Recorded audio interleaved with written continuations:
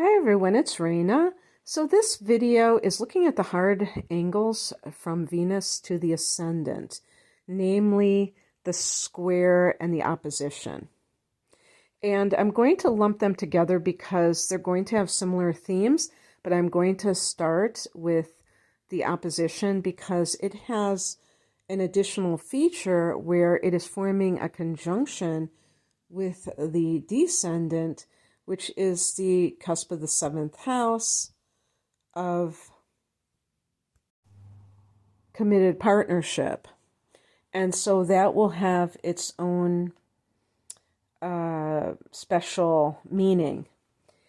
I want to give a shout out to teaandrosemary.com. I always consult websites before I do these readings just to kind of get solidified about what I'm going to talk about. And so let's just get clear about what Venus and the ascendant represent. So Venus is the goddess of love and beauty, and it is the ruler of the second house of earned income, but also the house not only of net worth, but of self-worth, and also the ruler of the seventh house of committed partnership, where we see love coming into the mix. So money can also be a part of that. But in this particular context, we're talking more about self-esteem, how much somebody, how much they value themselves, because we're mentioning the first house, which is the house of the self.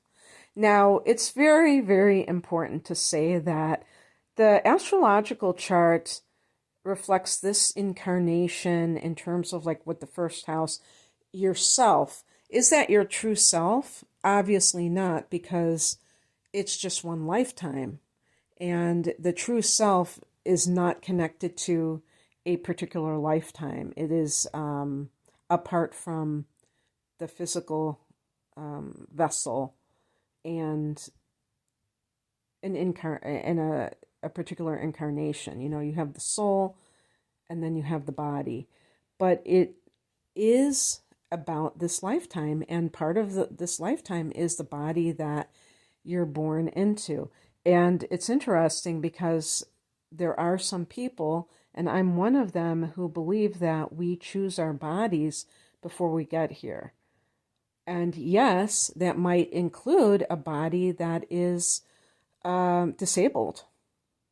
So that is, another discussion for another day, and it, encompasses a lot of things. I recommend, if anybody is intrigued by that idea, that you read a book called Journey of Souls, and this man had an additional book called, follow-up book called Destiny of Souls, and his name is Michael Newton.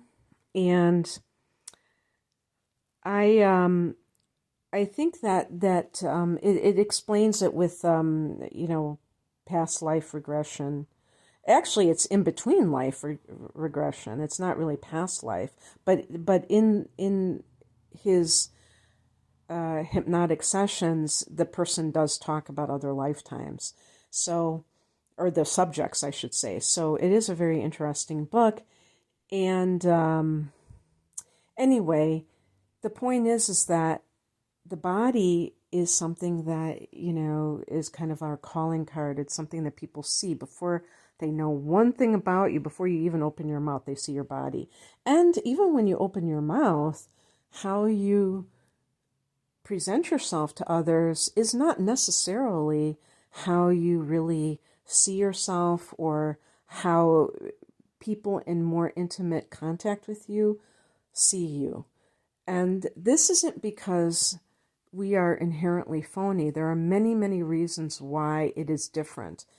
And it can have to do with our own upbringing. And I think a lot of the influence of the rising sign I attribute to the family of origin, especially when it is very different from the sun sign. I feel that it can indicate somebody who did not fit into that system. And that kind of lack of resonance, or whatever you want to call it, can carry with a person through the rest of their life. And it can affect the way that you even kind of like your vibes, because if you anticipate that you're not going to be accepted by other people, you're going to present yourself in ways, either you're going to be very inhibited, where you're kind of like painfully shy, or you might have this false bravado that is off-putting to others. So these kinds of things can be very important in terms of how it affects you getting what you want, you attracting the person that you want to be with, in terms of, a life mate and things of that nature. So when we're talking about the opposition, like I said, this means that Venus is in conjunction with the 7th house cusp. And when you just forget about this particular aspect, when somebody has Venus in the 7th house, just a standalone placement, they are someone who is very interested in partnership. This is like having Venus in Libra. And they may have a belief that when you're in a partnership, you should really be with that person. Maybe you do everything together. Maybe, it's just somebody who is very relationship oriented. When you have this opposition to the 1st house, there is a lot of self-judgment. And this is because you're more oriented to the other. Remember, it's opposing yourself. So you put that, you put too much pressure on yourself to be attractive. But actually, it's not even pressure. You just don't feel that you have what it takes to be attractive to somebody, to have that kind of aesthetic that is, good taste, maybe. And this is, I did a video about people with body dysmorphia, and I included eating disorders. I'll try to link it if I can find it, because I can't remember what I titled it, but I had different aspects, planets and signs, planets and houses that I talked about with that particular reading. Body dysmorphia is when somebody has a distortion in how they perceive themselves, and that causes them to, in some cases, if they're, very perfectionistic about the way that they look, if they're very self-conscious and they're trying to, ultimately, I think they're trying to find love and acceptance, that they keep getting plastic surgery, and like, if you think about some of these stars in Hollywood that just ruin their faces because they just keep getting plastic surgery, and you're like, what are they thinking? They were so, this woman was so beautiful, and she just did that. Why did she do something like that? It's because it's distorted. And I think that anorexia is due to body dysmorphia, that the person doesn't see how emaciated they are. So this is kind of something that I feel that this opposition could certainly produce. In terms of dealing with other people, you can be very good at dealing with people, because this is where Venus lies. You're not that concerned about yourself. You're more concerned about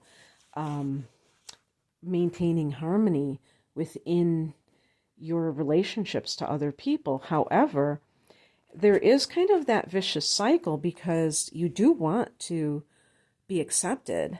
You want people to like you. And so, and yet at the same time, you don't think that you're likable. So that can lead to, just like what I was saying about the beauty thing, that's why people keep doing that, is because they're it's very fear-based. Like, I need this, but I don't feel that I have it already. So that's where the lack of integration comes from, these polarities of the opposition. I was thinking when I was saying that thing about plastic surgery that I think this is something that women are more vulnerable and prone to do. And I think that's just maybe because of conditioning society. I mean, men are getting more eye tucks and plastic surgery and Botox and stuff like that too, more and more. But it seems to be more of a woman thing for whatever reason, a female thing. And one of the things that can make this such a difficult situation is because you're looking at yourself and your worth from the surface level. And until you really, I think that would be more of a spiritual thing, that you really delve into your true identity, which has nothing to do with your physical appearance or even your mannerisms, how pleasing you behave around other people, and you transcend that, then you can stop kind of like monitoring yourself and being, self-conscious about how you behave around other people. Like, oh my gosh, am I saying the wrong thing? Am I doing the wrong thing? Because this can happen with this opposition. Now, you want peace in your life. You want peace in your relationships. And you do not like it when there is disharmony. So maybe when you're growing up, maybe, all your life, you're the one who tries to mend fences between people. But what I have observed, and I really feel is true, and this can apply to people who have a prominent Libra in general, is that I feel that this tendency can actually attract more conflict than it ever produces true harmony, because it's really coming from a place of fear. It's fear-based. It's not really genuine, because the truth is that we live in a world of contrast. We can't have the light without the dark. And there's the duality can bother some people because they are so attached to this thing that they think is good, but they don't understand that there is something to be learned through the opposite. If nothing else, if you're dealing with disharmony in any interactions that you have, it can teach you that you do not want to be like that, and that you do not want to have people in your life that come from that primary place of being, overly negative. But when people just are like love and light and good vibes only, that kind of thing that's fake, and that's not how life works. And also in relationships with other people, we cannot be so afraid of their negativity if they're, primarily positive, and yet we're going to freak out that, they have a bad day, because that means that we are imbalanced. We're just, we're afraid of the shadow, and that's not balance. But you may have skills in diplomacy even with this opposition. In order to see your true inner beauty, you have to cultivate this self-love by being alone. And so, it's funny because the 12th house is solitude, but the first house is when you focus on yourself. That's when you can begin to see your own beauty. Now, when somebody has Venus in the seventh house, it's more natural for you to kind of be with somebody else rather than being solo. So I would say, even like if you left one relationship, be careful about lining up another relationship and not spending downtime by yourself alone before you start a new relationship, and really cultivate that sense of self-love. They also mention, which I find interesting, I'm assuming it's because the first house, is the self. They're talking about this ability to be artistic, and yet this comes from maybe you do it alone and you don't necessarily share it with other people, but finding a way to bring it out into the world and to just kind of express yourself artistically can be a great way to kind of display this ability. The seventh house is the house of marriage and the equivalent of, like, a domestic partnership. But it's also any one-on-one relationship, including business partnerships and friendship, and one-on-one friends. The 11th house is like your social network. So that would involve multiple people. Like when you get together at a party and you have a bunch of friends, or you invite a bunch of friends over. But one-on-one relationships, and also one-on-one client relationships. So be careful, because Venus is this is about self-worth. Be careful that you do not tie in your sense of your own self-worth based upon these close relationships, because sometimes people don't have them. And especially nowadays, there's a lot of disconnect in society, and there is a tendency to, to have that alienation. And some people really, beat themselves up over that and say, I don't have any friends. As a matter of fact, there is a genre on YouTube about people who say, I don't have any friends. It's a very interesting thing. They talk about why they don't. But you can kind of get a feel for psychologically what may be behind all of that. But it's also that judgment that a person places on themselves. So becoming more freed from that, instead of tied to this idea, this concept. It's just a concept of, oh, I'm not in a relationship, so therefore I'm unworthy. Venus is your sense of self-worth or worthiness. So cutting that tie where you identify that way is very important. With the opposition, a lot of it is concerned with what will others think. And that becomes your source of self-esteem through other people's approval. And so what you're going to try to do is to cultivate your own concept of what is beauty, and put that and make that your mark.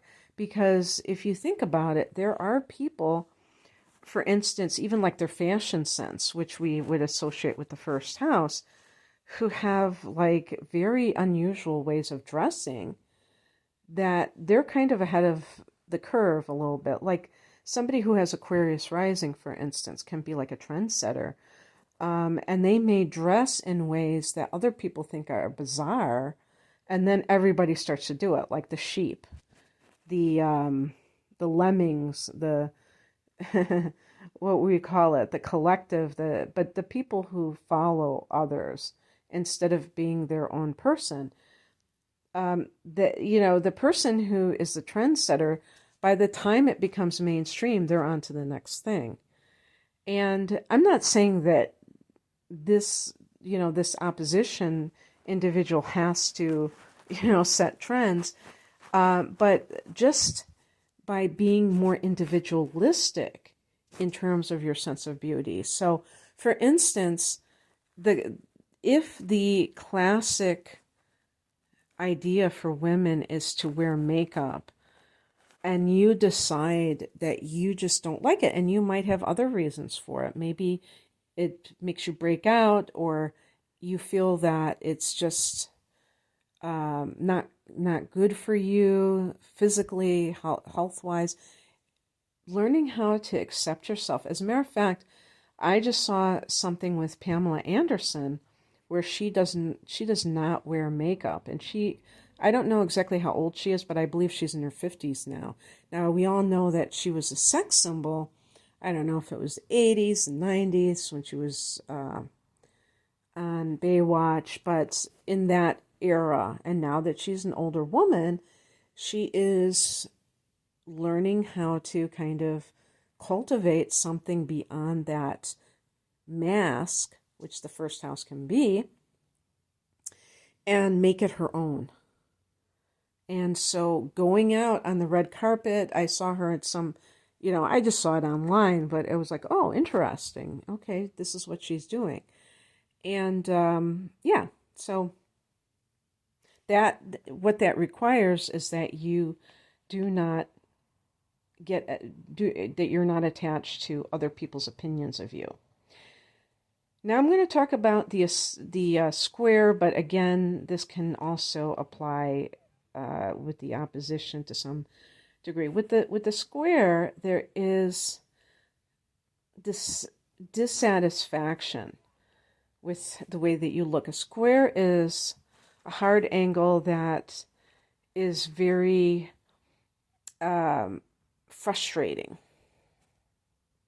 So it's like the two planets or points are clashing with one another. They're not in harmony. They're inharmonious. And of course, the opposition is inharmonious as well, but from a different angle. I guess pun intended. Now, you may be attractive, but you don't feel that way, just like the opposition. You want to be accepted. You're the one that doesn't see yourself that way. Maybe some other people do, but you don't.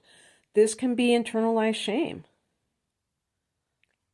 This can be internalized feelings of unworthiness. So the truth is that even with hard angles, because Venus is involved, the person may actually come across as beautiful, as having self-esteem, but it isn't real because the person has low self-esteem, most likely. But I want to make a point though that with the square and the opposition too, but I'm talking now about the square, you can dissolve that opposition. I mean that square. It is a challenge, but you can do it through conscious understanding. The problem with I guess you could say life itself is that when people don't examine their these things within themselves, whether they're using astrology or psychotherapy or whatever, they're going to just keep running those programs. So once you are aware, awareness is everything. What's that that saying is knowledge is power. And then you can start to catch yourself when these messages come inside your mind. Oh, look at, I don't look good. Someone might even give you a compliment and you will reject it. You will think that they're just saying that to be nice. You may, how they say, somebody says to a woman, oh, I love your dress. Oh, this old thing. You have to catch yourself. Here's the catch-22. Because you're so focused on this facade And I'm talking about, in particular, your looks. You may overemphasize them, and therefore other people may see you as superficial. And that is problematic, because what happens when you overemphasize something that is shallow? You attract shallow people. And then, of course, that becomes a vicious circle, because when you attract shallow people, they might be very hard on you looks wise. If you gain 3 pounds, they may, note uh, that you have, and they may be, riding you for, an outfit that you're wearing.